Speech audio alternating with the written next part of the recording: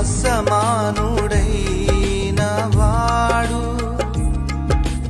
అవమానపరచడు నిన్ను. ఓటమి ఎరుగని మన దేవుడు ఓడిపోనివ్వడు నిన్ను.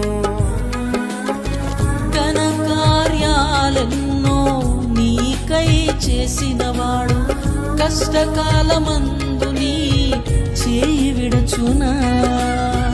అసాధ్యములెన్నో దాటించిన నాదుడు శ్రమలో నిన్ను దాటిపోవునా.